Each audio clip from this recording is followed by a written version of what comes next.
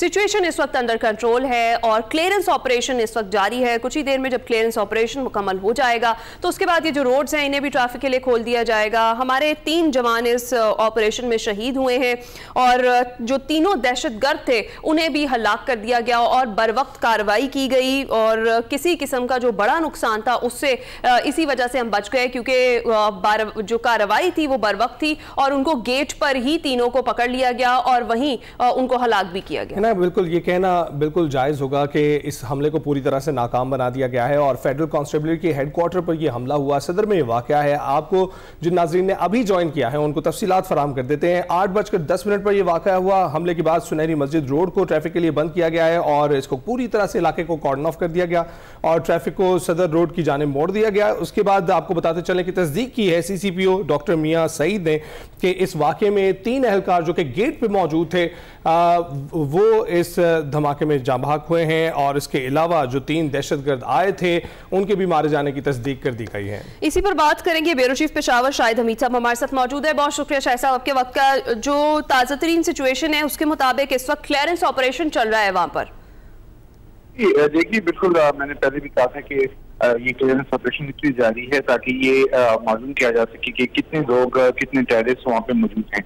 ये सिचुएशन अब वाज़ेह हो चुकी है कि ये एक सुसाइड अटैक था और इसके साथ साथ उनकी कोशिश ये थी कि एक जानिब सुसाइड अटैक किया जाए और दूसरी जानिब उनके साथी अंदर दाखिल हों और नुकसान पहुंचाया जा सके। जैसे कि मैंने पहले भी कहा और शाम भी आपको बता रहे थे कि अंदर रिहायशी इलाका भी है और इसकी बैक साइड पर सरकारी मुलाजमीन के क्वार्टर्स में, तो ये इनकी कोशिश ये थी कि खुदकश अटैक भी किया जाए, इसे हेडक्वार्टर को भी नुकसान पहुंचाया जाए, साथ साथ मुलाजमीन का जो रिहायशी एरिया है वहाँ पे अंदर जाकर उन मुलाजमीन को और उस एरिया को भी नुकसान पहुंचाया जाए। लेकिन जो जो जो टेररिस्ट थे वो तीनों मारे गए हैं, लेकिन इसके बावजूद क्लियरेंस ऑपरेशन इसलिए जारी है ताकि ये मालूम किया जा सके कि मजीद उनके कई साथी इंसाइड मौजूद ना हो, क्योंकि इसका बैक साइड जो है वो एरिया फॉर्ट रोड का एरिया टच करता है और अब इसकी बैक साइड पे जो एरियाज हैं वो थोड़े डिजर्टेड टाइप हैं, तो इस वजह से ये तलाश की जा रही है कि कहीं कोई ऐसी सिचुएशन ना हो कि उनके कई साथी उन्हें बैक साइड से सपोर्ट में मिल रही हो। जो खुदकश अटैक था उसमें यकीनन 3 अफराद शहीद हुए हैं सिक्योरिटी फोर्सेस के और 5 जख्मी हैं अब तक की जो रिपोर्टेड इतलात हैं, लेकिन इसके बावजूद मजीद तलाश भी की जा रही है क्या ताकि अगर कोई सिक्योरिटी एहलकार जख्मी हों तो उन्हें भी फौरी तौर पर हॉस्पिटल मुंतकिल किया जा सके और अगर टेररिस्ट वहाँ पे मौजूद हों तो उन्हें मंतकी अंजाम तक पहुँचाया जा सके। ठीक है, तो इसके बाद ही फिर रोड्स जो हैं वो खोल दी जाएंगी और फिलहाल के लिए ऑल्टरनेट रूट्स जो हैं वो प्रोवाइड कर दिए गए हैं। जी बिल्कुल, ये चूंकि रूट फिलहाल इसे रोड बंद रखा गया है, ये जो मेन नोथिया सुनहरी मस्जिद रोड से कहते हैं ये बंद रखा गया है और बैक साइड पे जो एरिया है वो बंद रखा गया है ताकि ये जो सर्च ऑपरेशन है ये मुकम्मल किया जा सके। इसके मुतबादिल के तौर पर सदर रोड खुला है, वहाँ से लोग आ जा सकते हैं, ट्रैफिक की अंदर-रफ्त का सिलसिला जारी है, लेकिन इस एरिया में बंद रखा गया क्योंकि ये कंजस्टेड एरिया है और अगर यहाँ पर ट्रैफिक बंद की जाती, लोगों की अंदर-रफ्त का सिलसिला न रोका जाता तो यकीनन फिर एक मुश्किल होती सर्च ऑपरेशन में और दीगर कार्रवाइयों में। लिहाजा ये रोड बंद करके मुतबादिल रूट भी दिया गया है और इस रोड को उस वक्त क्लियर किया जाएगा कि जब मुकम्मल जो सर्च ऑपरेशन है ये कंप्लीट कर लिया जाएगा। बिल्कुल शाहिद साहब, आप हमारे साथ ही रहिएगा।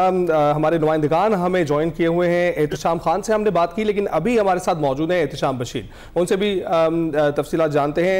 एहतिशाम खान से बात करते हैं, उनसे राब्ता बहाल करेंगे एहतिशाम बशीर से। एहतिशाम खान, आप बताइएगा कि इस वक्त ताज़ा तरीन इतलात क्या है? जो जख्मी आपने बताया था कि 5 अस्पतालों में जेर इलाज है, उनकी हालत कैसी है? शाहिद हमीद साहब, जिस तरीके से अभी आपने भी बताया कि ऑल्टरनेट रूट्स फौरी तौर पर प्रोवाइड भी कर दिए गए थे, रोड्स जब ट्रैफिक के लिए बंद किए और इलाके को कॉर्डन ऑफ किया, बहुत गुंजानाबाद इलाका है, अगर खुदा न खास्ता ये अंदर एंटर हो जाते तो फिर कितना भारी नुकसान हो सकता था? जी देखिए, अगर ये जो टेररिस्ट हैं, ये जो फितना खारिज हैं, अगर ये अंदर दाखिल हो जाते और रिहायशी एरिया में या अगर जो सिक्योरिटी फोर्सेस के एरिया वहाँ पे दाखिल हो जाते तो यकीनन इससे ज़्यादा नुकसान हो सकता था। फिर खुसूसन जो सुसाइडर्स थे, सुसाइडर्स की तो ज़ाहिर है वो अगर वो अंदर दाखिल होते और वो खुद को ब्लो अप करते तो उससे एक मजीद मुश्किल पैदा होती, बहुत ज़्यादा जानी और इंसान माली नुकसान हो सकता था। लेकिन वो चूँकि गेट पर ही उसने उसे खुद को उड़ा दिया और जो सिक्योरिटी एहलकार थे, इसी वजह से वहाँ पे शहीद हुए, जख्मी हुए। और जो उनके साथी हैं उनकी कोशिश ये थी कि इस मौके का फायदा उठाया जाए, इस हथियार का फायदा उठाया जाए और उसके बाद फायरिंग करके जो सिक्योरिटी एहलकार हैं और जो दीगर अमला है वहाँ पे उन्हें नुकसान पहुंचाया जाए। लेकिन ये वो तीनों भी मारे गए हैं, लेकिन इसके बावजूद ऑपरेशन, सर्च ऑपरेशन इसलिए जारी रखा जा रहा है ताकि ये देखा जा सके कि कहीं उनके मजीद कोई साथी तो मौजूद नहीं अगर हों तो उन्हें भी उनके खिलाफ भी कार्रवाई की जा सकती है। बिल्कुल। तो शाहिद साहब, आप क्या देख रहे थे? पेशावर में सिक्योरिटी हाई अलर्ट पहले से मौजूद थी? कोई इतला, वैसे तो इस बात की तरदीद कर चुके हैं आईजी साहब जुल्फकार हमीद साहब के, कोई इतला मौजूद नहीं थी, लेकिन ऐसे हमले को जिसकी एंटिसिपेशन पहले से मौजूद ना हो, इस कदर कामयाबी से रोक पाना भी मेरा ख्याल है कि खबर देता है कि पहले से काफ़ी चुस्त थे हमारे जो कानून नाफिज करने वाले इदारे हैं। जी देखिए, ये जो सिचुएशन है बुनियादी तौर पे वार लाइक सिचुएशन में पूरा एरिया है, पूरे जो सिक्योरिटी फोर्सेस हैं, पुलिस हो या जो दीगर सिक्योरिटी इदारे हैं, वो सब वार लाइक सिचुएशन में, इसलिए वो हम वक्त अलर्ट रहते हैं और रेड अलर्ट पर रहते हैं। इसीलिए आज जब सुबह ये कार्रवाई हुई तो फौरी तौर पे जो CCPO हैं वो खुद जो एलिट फोर्स के एहलकार थे और जो दीगर पुलिस एहलकार थे उनके हमरा मौके पर पहुंचे, कमांडोज के हमरा मौके पर पहुंचे और उन्होंने फौरी तौर पर ये कार्रवाई की। और यकीनन ये ऐसी कोई, जैसे कि आईजी साहब ने बताया था कि कोई ऐसी ये खुदकश अटैक की इतला तो नहीं थी या कोई हमले की, लेकिन जाहिर सी बात है कि जब हालात ऐसे जा रहे हों कि प्रॉक्सी की जा रही हो और किसी न किसी बहाने आपके दुश्मन आपको नुकसान पहुंचाने के दरपे हों, तो फिर उसमें इस तरह के जो अटैक्स हैं या इस तरह की जो कार्रवाइयां हैं वो एक्सपेक्ट की जा सकती हैं। तो ये भी उसी तरह की एक कार्रवाई है, बिल्कुल अचानक की गई, जिसका मकसद ये था कि अचानक हमला करके ज्यादा से ज्यादा नुकसान पहुंचाया जा सके, लेकिन अल्हम्दुलिल्लाह कि ऐसा नहीं हो सका। और सिक्योरिटी तो शाहिद हमीद साहब, कितनी देर में रिस्पॉन्ड बैक किया गया और कितनी देर का ये ऑपरेशन था? जी देखिए, फौरी तौर पे रिस्पांस किया गया। जब ये पहला धमाका हुआ मेन गेट पे, जो FC हेडक्वार्टर उसके मेन गेट पे अटैक हुआ, तो उसके फौरी बाद सिक्योरिटी एहलकार मूव हुए और पुलिस भी मूव हुई, जो एलिट फोर्स है वो भी मूव हुई और खुद जो SC थी, जो फेडरल कांस्टेबलरी है, उसके एहलकार तो उसके वहीं पे थे, हेडक्वार्टर है, तो वो फौरी तौर पे मूव हुए और विद इन नो टाइम वो मौके पे स्पॉट पे थे और उन्होंने सिचुएशन को कंट्रोल किया। जो उनके साथी शहीद हुए उनकी डेड बॉडीज को उन्होंने साइड पे किया, जख्मियों को, और फिर साथ साथ सर्च ऑपरेशन शुरू कर दिया गया फौरी तौर पर। और ये जो 3 टेररिस्ट जो अंदर दाखिल थे उनको, उनके खिलाफ कार्रवाई की गई और उन्हें मारा गया। तो ये यकीनन अगर इसमें डिले किया जाता, अगर इसमें वक्त लगता, तो फिर उससे ज्यादा नुकसान हो सकता था। उससे सिक्योरिटी एहलकारों को, उनकी जो वहाँ पे तनसीबात हैं, उन्हें नुकसान पहुंच सकता था। लेकिन उस सिचुएशन को इसी वजह से रोका जा सका है कि ये रिस्पांस फौरी तौर पे किया गया था। बिल्कुल। तो शाहिद साहब, ये भी बताइएगा, ये जो दहशतगर्द थे ये किस व्हीकल पर वहां पहुंचे थे? जी देखिए, ये अभी सिचुएशन क्लियर नहीं है, चूंकि वहाँ पे CCTV कैमरे लगे हुए हैं। वो जब सामने आएगा तो उससे बिल्कुल ये मालूम पड़ जाएगा कि वो आया पैदल वहाँ पे पहुंचे हैं या किसी व्हीकल के जरिए वहाँ पे हैं। मैंने आपको बताया कि इसकी बैक साइड पे एक एरिया है, डिजर्टेड एरिया है, इसके पीछे कब्रिस्तान भी है, ग्रेव यार्ड भी है और साथ साथ में जो अदरवाइज कुछ इलाके हैं जो डिजर्टेड हैं। तो मे भी इनकी एंट्री उस साइड से हुई हो, लेकिन ये चूंकि पूरा एरिया जो है ये रशी एरिया है, यहाँ पे बहुत हमा वक्त रश रहती, तो उस चीज का उन्होंने फायदा उठाने की कोशिश की है और अटैक करके सुबह early in the morning attack करके, उनका ख्याल ये था कि ये सिक्योरिटी एहलकार चूंकि इस वक्त अलर्ट नहीं होंगे या वो उस वक्त उस तरीके से रेड अलर्ट पे नहीं होंगे तो उन्हें नुकसान पहुंचाया जा सकेगा, लेकिन वो सिचुएशन नहीं बन सकी। ठीक है, शाहिद साहब हमारे साथ ही मौजूद रहिए। यासिर अली हमारे नुमाइंदे में ज्वाइन कर चुके हैं पेशावर से। यासिर, बताइएगा ताज़ा तरीन अपडेट्स क्या हैं, क्या सूरत हाल देख रहे हैं आप?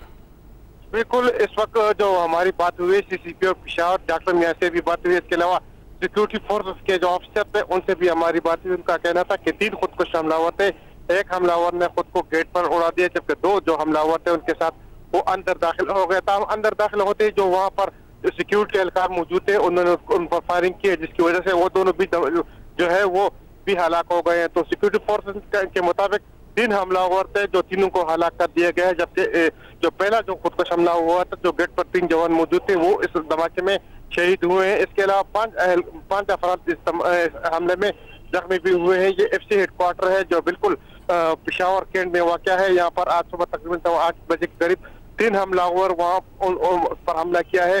सिक्योरिटी फोर्स ने इस बात की तस्दीक की है कि जो इमारत है उसको क्लियर कर दिया गया, तीनों खुदकुश हमलावरों को वो हलाक कर दिया गया है। जो जख्मी थे उनको अस्पताल मुंतकिल कर दिया गया। इस वक्त हादसे से जो शवाहिद हैं वो इकट्ठे किए जा रहे हैं। जो सिक्योरिटी फोर्सेस के जवान थे उनका कहना था कि इस वक्त वहाँ पर कुछ शवाहिद पड़े हुए हैं, उसको इकट्ठा किया जा रहा है और जो शवाहिद है उसको इकट्ठा करने के बाद भी रोड को भी थोड़ी देर बाद खोल दिया जाएगा। जो इमारत है उसको क्लियर कर दिया गया है। 3 हमलावर थे उनको भी हलाक कर दिया गया है, जबकि जो 3 एहलकार इसमें हमले में जो है वो शहीद भी हुए हैं। जख्मी को अस्पताल मुंतकिल कर दिया गया। तो जख्मियों की हालत कैसी बताई जा रही है यासिर? जी, इसमें दो FC के एहलकार शामिल हैं, वो भी जख्मी है। तमाम जो अस्पताल इंतजामिया है उनका कहना है कि 3-5 जो जख्मी है उनकी हालत खतरे से बाहर है। इस वक्त जो मेन रोड है उसको बंद कर दिया गया है क्योंकि क्लियरेंस ऑपरेशन जारी है और यहाँ से शवाहिद इकट्ठे किए जाए। जो आसपास के जो इलाके हैं उसको भी सिक्योरिटी फोर्सेस के जवानों ने घेरे में लिया हुआ है। इस वक्त जो यहाँ पर अगर हादसे की बात की जाए तो वहाँ से शवाहिद इकट्ठे किए जा रहे हैं। पाक फौज के जवान यहाँ पर मौजूद है, FC के जवान यहाँ पर मौजूद है। इसके अलावा जो पुलिस के एहलकार है वो भी यहाँ पर मौजूद है और इलाकों को उन्होंने घेरे में लिया हुआ है। क्लियरेंस ऑपरेशन की जा रही है और शवाहिद को इकट्ठा किया जा रहा है। जो इमारत है उसको क्लियर किया गया है और जो जख्मी है उनको अस्पताल मुंतकिल किया गया है। जो मेन रोड है वो जो FC हेडक्वार्टर के करीब से गुजरता है तो वो रोड को बंद किया गया है। तो यासिर क्या बताया जा रहा है? आपकी बात हुई है कि कितनी देर में ये जो क्लियरेंस ऑपरेशन है जहां से शवाहिद इकट्ठे करने का कहा जा रहा है उसके बाद इसको मुकम्मल कर लिया जाएगा और फिर रोड को ट्रैफिक के लिए खोल दिया जाएगा? बिल्कुल, जो सिक्योरिटी फोर्स के जो एहलकार थे, जो ऑफिसर थे, उनसे हमारी बात हुई। उनका कहना है कि सिर्फ यहाँ पर कुछ शवाहिद पड़े हुए हैं चूंकि 3 खुदकुश हमलावर थे। वो उनसे कुछ शवाहिद ऐसे हैं जो उनको इकट्ठा किया जा रहा है। तो उनका कहना है कि इमारत को क्लियर कर दिया गया है, किसी को यह रमाल नहीं बनाया गया है। तमाम हमलावरों को, एक हमलावर ने खुद को गेट पे उड़ा दिया है, 2 हमलावर अंदर घुस गए हैं। तमाम अंदर घुसते ही वहाँ पर सिक्योरिटी अलर्ट थी तो उन्होंने उस पर फायरिंग की, जिसकी वजह से वो दोनों खुदकुश हमलावर, वो भी खुदकुश हमलावर थे, वो भी उड़ गए। तो 3 हमलावर थे जो हलाक किए गए हैं और जो जहाँ से शवाहिद इकट्ठे किए जा रहे हैं। जो सिक्योरिटी फोर्स के एहलकार थे, जो ऑफिसर थे, उनका कहना है कि कोई परेशानी की बात नहीं है, इमारत क्लियर है, सिर्फ यहाँ से शवाहिद इकट्ठे किए जा रहे हैं। थोड़ी देर बाद जो है वो रोड को क्लियर कर दिया जाएगा। यासिर शुक्रिया आपका, आपने अपडेट किया, हमारे साथ ही रहिएगा। शाहिद साहब, आपने देखा कि ताज़ा तरीन अपडेट है यासिर हमारे साथ शेयर कर रहे थे। तो इलाके के हवाले से ज़रा बताइएगा, ये जिस जगह पर मौजूद है ये फेडरल कांस्टेबलरी का ऑफिस, वहाँ सदर, वहाँ पर तो ये बड़ा गुंजान आबाद है, कई मार्केटें भी इसके इर्द गिर्द मौजूद हैं, कई इलाके, रिहायशी इलाके इसके इर्द गिर्द मौजूद हैं। तो इसके गुंजान आबाद होने के हवाले से कुछ बताइएगा। जी बिल्कुल, ये निहायत ही गुंजान आबाद इलाका है और जहाँ चूंकि पहले ये फ्रंटियर कांस्टेबलरी थी, अभी फेडरल कांस्टेबलरी हो गई है, तो ये ऑफिस एक अरसे से यहाँ पे मौजूद है और इसी ऑफिस के सामने इस फोर्स के चीफ को भी निशाना बनाया गया था 2010 में। तो ये उस वक्त से एक बहस चली आ रही है कि ये हेडक्वार्टर यहाँ से शिफ्ट किया जाए, चूंकि ये रिहायशी एरिया है, कारोबारी एरिया है और दिन के वक्त यहाँ पे जैम पैक होता है, ट्रैफिक बिल्कुल जैम पैक की सिचुएशन में दिखाई देती है। तो ये बहस उस वक्त से मौजूद है कि हेड ऑफिस को यहाँ से चेंज किया जाए और इसके लिए किसी दूर जगह पे हेड ऑफिस बनाया जाए ताकि इस रशी एरिया से निकाला जा सके। लेकिन ये हेड ऑफिस अभी तक यहीं पे मौजूद है और इसकी मैंने जैसा कि अर्ज किया कि एक साइड पे मार्केट्स हैं, रिहायशी एरिया है और साथ इसकी बैक साइड पे भी रिहायशी एरिया है और कब्रिस्तान है और ये बहुत ही गुंजानाबाद इलाका है और नुकसान बहुत ज्यादा हो सकता था अगर क्विक रिस्पांस ना दिया जाता। साथ ही रहेगा शाहिद साहब, एक मिनट और खालिद चिश्ती साहब हमारे साथ मौजूद हैं। खालिद चिश्ती साहब, आपके वक्त का बहुत शुक्रिया। एक और बुज़दिलाना कार्रवाई की गई दहशतगर्दों की जानिब से, लेकिन बर वक्त नाकाम बना दिया गया, उनका हमला पसपा कर दिया गया, आप क्या कहेंगे? जी बिल्कुल, जिसकी इतनी मजम्मत की शायद मुकाम है इसलिए कि ये ज़ाहिर है उनके पास फ्रंट पर आकर लड़ने को है कुछ नहीं और ये हम बड़े अच्छे से बात कर रहे हैं कि ये 32-33 यही एक ऑप्शन है, एक प्रॉक्सी ऑप्शन वो इस्तेमाल करेगा तालिबान को इस्तेमाल करने के लिए बहुत अचीवमेंट होती है। ज़ाहिर है वो खुद बॉर्डर पर आकर नहीं कर सके और उसके बावजूद इस तरह के हालात पैदा हो गए कि लेकिन हमारी मुसल्लह फौज और खासतौर पर FC को बहुत क्रेडिट जाता है, पुलिस को बहुत क्रेडिट जाता है जिन्होंने टाइमली इसको नॉकआउट किया और जाहिर है उनको अपने जो नापाक अज़ाइम है उसको कामयाब नहीं होने दिया। लेकिन ये ऑनगोइंग स्ट्रगल है, जाहिर है तमाम पाकिस्तानियों को अलर्ट रहने की जरूरत है और हम लोग को कर रहे थे कि इसी तरह के बुज़दिलाना हमले होंगे जब वो आपका मुकाबला नहीं कर सकेंगे तो उन्होंने एक बैक स्टैब जिसको कहते हैं पीछे से आकर वार करना, लेकिन अल्हम्दुलिल्लाह हम बहुत अरसे से करते आए हैं इसका मुकाबला और करते आएंगे इंशाल्लाह। बिल्कुल ठीक। और खालिद साहब, जो आपने बताया कि बर वक्त कार्रवाई है, हम देख ही रहे हैं कि काफ़ी बर वक्त कार्रवाई करते हुए इस हमले की शिद्दत को रोका गया है, लेकिन इसके साथ साथ हमले के वक्त के हवाले से आप क्या कहेंगे? जी देखिए, टाइमिंग ऐसे हैं कि ये मंडे मॉर्निंग है। मंडे को आमतौर पे आपको आइडिया है कि स्कूलों का रश ज्यादा होता है। उन्होंने ऐसी जगह चुनी है जिस वक्त उस तरह अलर्टनेस नहीं होती जो दिन के वक्त होती है। शायद उन्होंने मिसरीड किया होगा कि मुसल्लह अफवाज और खासतौर पर जो रेंजर्स और दूसरे पुलिस है KPK की, वो शायद उस तरह के अलर्टनेस पे ना हो और उनको ज्यादा मौका मिल जाए। इस पर टाइमिंग बहुत इंपॉर्टेंट होती है। इस तरह के जो वाकयात क्या प्लान किए जाते हैं दहशतगर्दी के, ताकि ऐसे टाइम पे किया जाए जिसमें ज्यादा पैनिक फैले। खासतौर पर जैसे मैंने कहा कि ये सुबह सुबह स्कूल का टाइम और ये सिविलियन पॉपुलेशन, मेरी भी पेशावर पोस्टिंग रही है, मैं इस जगह को जानता हूँ, तो इंतहाई क्राउडेड जगह है। और ज़ाहिर उनका मकसद यही होगा कि अगर हम बाहर नाकाम हुए तो हम अंदर नाकाम हुए तो हम बाहर कोई ना कोई इतना नुकसान कर गुजरेंगे कि ज़ाहिर एक खौफ व हरास फैलाना मकसद होता है। तो खालिद साहब, अगर ये कामयाब हो जाते तो खुदा न ख्वास्ता कितना ज्यादा नुकसान हो सकता था? जी बहुत ज्यादा जाहिर है, इस वजह से ये कि ये बहुत बड़ा हेडक्वार्टर है और FC का मतलब ये पूरे एक कंट्रोल करते हैं रीजन कोर्ट, और एक सिंबल भी होता है, एक प्राइड भी होता है। और जाहिर है दहशतगर्द तो यही साबित करना चाह रहे थे कि हमारी रीच इस हद तक है कि हम यहाँ हैं। और अगर खुदा न खास्ता जैसे वाना में हुआ कोशिश और वो भी नाकाम हुई, और अगर उस तरह की खुदा न कोशिश कामयाब होती है खुदा न खास्ता, तो फिर जाहिर है एक एलिमेंट ऑफ डिस्कम्फर्ट होता है, लोगों में खौफ फैलता है, जाहिर है लोगों का एतमाद कम होता है अपनी मुसल्लह अफवाज और लॉ एनफोर्समेंट एजेंसी पर। तो ये मल्टी प्रॉन्ग उनका पर्पज होता है कि अगर ये कामयाब हो जाए तब भी वो समझते हैं कि हमने अपना टारगेट अचीव कर लिया, लेकिन अगर वो समझते हैं कि नाकाम भी हो जाए तो खौफ और राज बहुत लोगों को होता है। बिल्कुल ठीक। लेकिन KPK के बहादुर अवाम आज से ये इसका सामना नहीं कर रहे, उनको दिहाइयां हो गई हैं, उन्होंने रिजॉल्व दिखाया है, इंशाल्लाह इससे भी दिखाएंगे। बिल्कुल ठीक। खालिद साहब, इसके साथ साथ हम ये देखते हैं कि जब भी ऐसे कोई दहशतगर्दाना बुज़दिलाना कार्रवाई होती है तो एक स्टेटमेंट बेसिकली देने के लिए ये लोग ये कार्रवाई करते हैं। अभी आपको क्या लगता है, वफाकी इदारों को निशाना बनाना, क्या स्टेटमेंट देना चाह रहे हैं?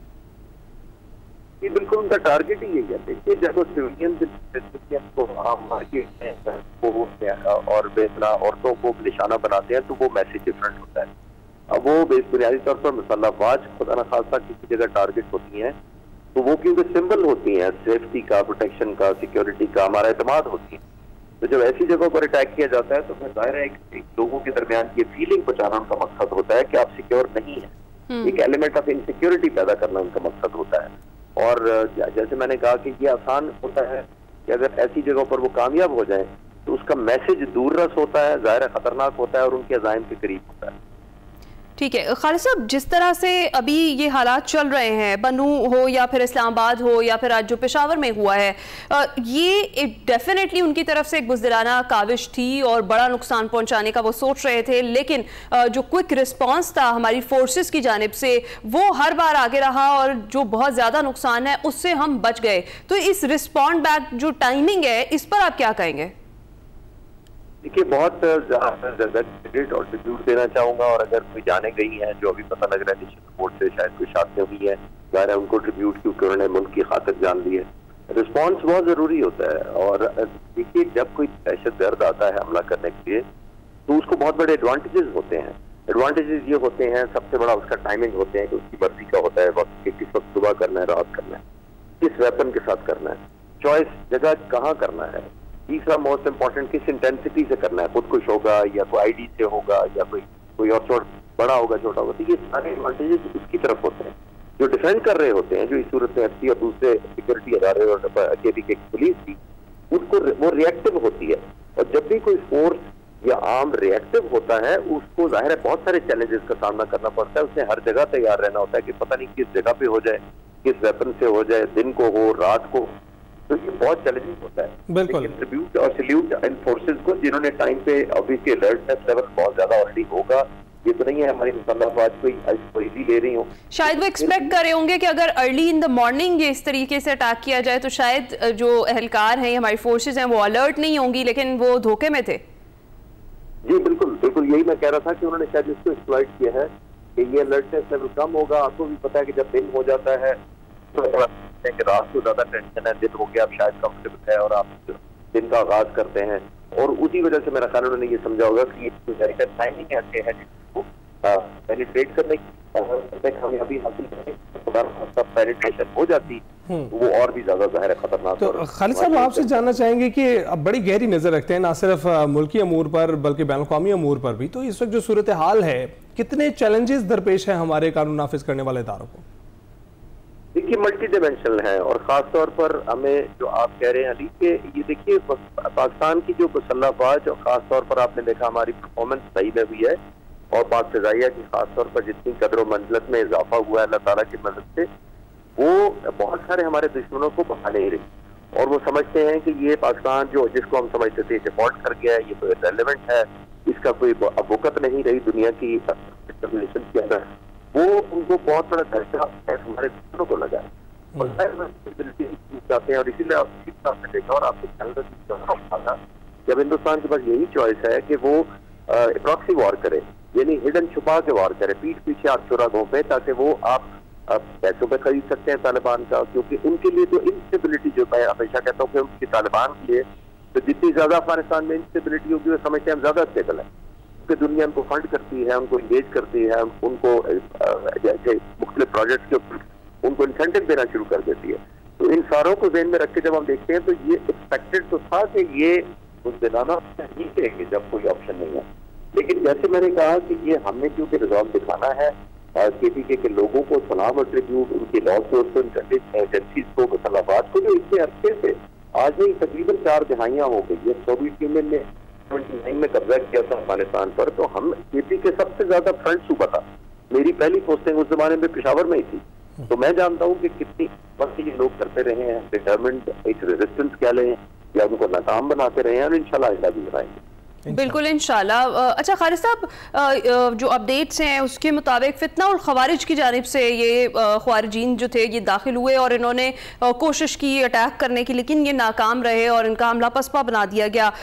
पाकिस्तान हर लिहाज से हर फोरम पर यही बात करता है कि पाकिस्तान जो है वो अमन का दाई है और हम हमेशा अमन की बात करते हैं, लेकिन ये बात हमारे जो हमसाए हैं वो समझ नहीं पा रहे हैं अभी तक। तो आपका क्या ख्याल है, अब किस तरीके से समझाया जा सकता है? देखिए ना, इसको हमें कंटिन्यूस बिल्ड करना पड़ेगा, इसमें कोई टाइम बार नहीं होती, एक स्ट्रेटजी नहीं होती। दुनिया ने बहुत ज्यादा रेट किया है, हिंदुस्तान ने बहुत अच्छा तक एक रेलेवेंस बनाए रखी दुनिया की नजर में कि मैं रीजनल पुलिसमैन हूँ, मेरे अलावा रीजन नहीं चल सकता, मैं स्टेबलाइजिंग फैक्टर हूँ, मैं एक पुलिसमैन हो सकता हूँ, मैं एक काउंटर बैलेंस दूंगा, खास तौर पर इंडिया में। तो वेस्ट को खास तौर पर ये बात बड़ी अच्छी लगती है, चाइना राइजिंग फोर्स था, इंडिया कंट्रोल कर सकता है, उनको जरूरत। खालिद साहब बहुत बहुत